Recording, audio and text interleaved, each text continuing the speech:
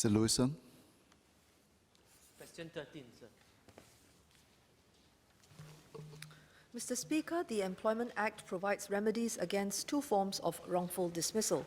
The first form of wrongful dismissal involves dismissal on grounds other than poor performance, misconduct, or redundancy. If the employer dismisses an employee because of his poor performance or misconduct, the employer must be able to substantiate his case. The second form of wrongful dismissal involves pregnant employees whose contracts have been terminated without their receiving maternity benefits. Both forms of wrongful dismissal claims will be heard by the Employment Claims Tribunals after the Employment Act is amended. Mr. Lewison. So the typical recourse for wrongful dismissal has been the notice period, argument being that the only loss one has suffered is the loss of not having given notice. So can the ECT also recognize damages that go beyond the notice period so that we also recognize the mental and emotional anguish that one has suffered in such situations?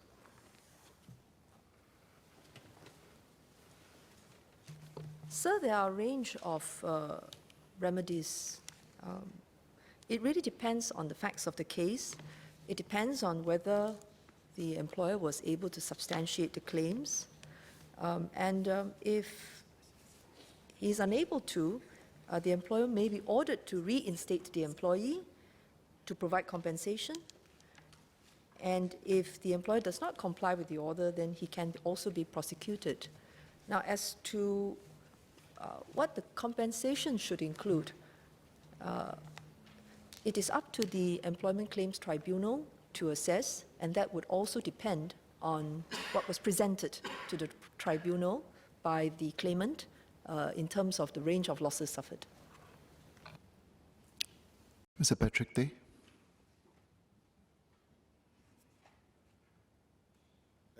I have three supplementary questions for the Minister. Firstly, whether constructive dismissals, false resignations, non-renewal of contracts and non-confirmation during probation are covered under Section 14, wrongful or unfair dismissals. Second question, whether employers should be required to give reasons when terminating the contract with notice and salary in lieu of notice. Third, whether MOM will consider coming out with a set of FAQs or guidelines publicly to provide more clarity and certainty as to what amounts to an unfair dismissal. Mr. Speaker, I shall try and answer all three questions. The first is on two different sets of dismissals. One is constructive dismissals or forced resignations. The answer to the question is yes. The Employment Claims Tribunal will look into. The second set has to do with non-renewals of contracts and non-confirmation during probation. These are not the same at all. Because in such instances, there was already an agreement that the contract would come to an end if not renewed. Or there may not be continued employment after probation. So those two types of situations do not fall within the ambit of wrongful dismissal. But if any contract terms were not met, then the employee can certainly bring the matter up to the Tripartite Alliance for dispute management. So that's on the first question. On the second question, whether employers should be required to give reasons, even when terminating a contract with notice or salary in lieu of notice. Well, in most employment contracts, the employee may resign with notice and not provide reasons. So the same applies to the employers.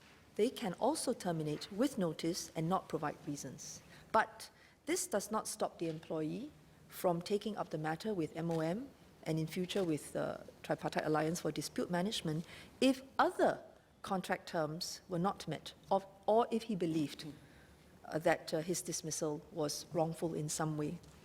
Then the third question on FAQs, the short answer is yes. MOM will work with our tripartite partners to do so. Thank you. Mr. Lewison. So can I just confirm again that for wrongful dismissal, ECT can recognize damages that go beyond the notice period? They don't just compensate on that 1 or 2 months notice that they were not given. It will depend on the claims of losses that well, in this case, the employee puts up, and then the ECT will have to assess. So I think it's very hard to say in the absence of facts of the case.